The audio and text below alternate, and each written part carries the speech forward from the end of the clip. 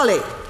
Madam Deputy Speaker, I think as members of the EU, still, it is right that we do proceed with this bill as soon as possible as good members of the EU. When we are talking about leaving the European Union, we're not talking about leaving in bad terms. So it's right that we actually spend time actually looking at these cases and being good members.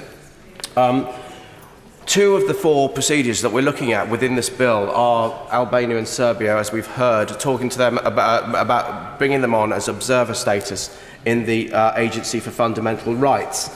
The Fundamental Rights Agency used to be called it replaced the European Monitoring Centre of Racism and Xenophobia, and it collects data about fundamental rights and seeks to engage public and civil society on those on tackling those issues.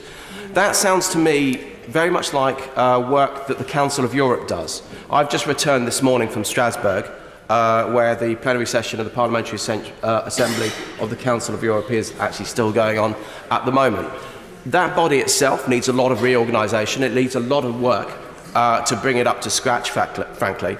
But actually, we were talking, there was mention earlier about what we might do post-Brexit, about us engaging in these sort of agencies. And it occurs to me that there is an opportunity, if we were so minded, to look at how we might even be able to bolster an organisation like the Council of Europe and then actually wrap these sort of things up, rather than duplicating effort. When I was there this morning, I think the last time I was there was the session in April, I opened up my locker yesterday to find my speaking notes from back in April. So that building essentially gets mothballed and it sits next to the Strasbourg European Parliament building. So there is a lot of waste, a lot of duplication, and I think actually we can work with our European colleagues and partners to actually make sure that we streamline this so we can focus on the front line, which is protecting people's fundamental rights. This is a debate that will affect many, many millions of people. Albania has and Britain have some quite odd but big links, actually. I think CB Fry was offered the monarchy of Albania, which he turned down, which gave rise to the wonderfully named King Zog I and his reign. And Norman Wisdom is fated as well in Albania. I think he has a statue in Tirana. But the reason that I know these two pub quiz bits of trivia and little else about Albania was the reason that actually the member for Den Rothers said, is that Albania has been a very, very closed country for so long.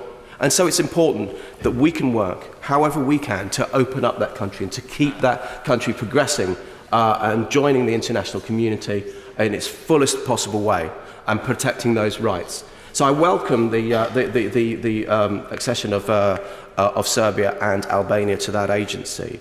And just a word on the Canadian part of the bill as well. When we were looking at competition law ahead of the ratification of the CETA deal, I've been lucky enough to travel around the world in over the last few years in places like Bangladesh and Burma and Saudi Arabia, Emirates and Taiwan, and all of them have been looking at how they can work with free trade deals with the UK.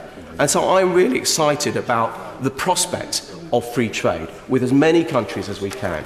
And that's why, and I don't care if the UK, I think if the UK is involved in some of this free trade, we need to widen it out so we can break down barriers wherever they exist. And so working on CETA and working on against anti-competition procedures can only be a good thing for our European partners as well. So again, although we might not be around within the EU to benefit much from the CETA deal itself, I think it was only good for European and global trade that we continue to work and push this bill through.